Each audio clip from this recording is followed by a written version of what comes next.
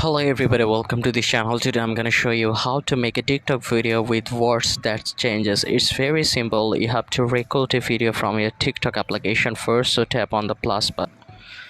So here it is. I'm gonna record a video right now. Like I will say, hi, I'm Sanjay, welcome to this channel.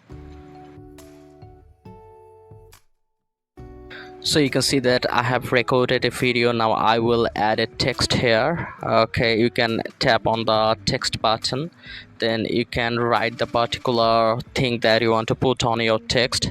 Like I'm gonna write my name here. You can change the color if you want.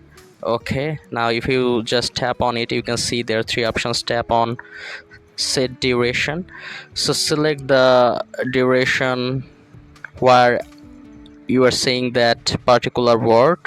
So it is the first part and it's the second part, so like that. You can also change the location right here. Okay, then add another text, then write welcome. Do the same with it. Okay,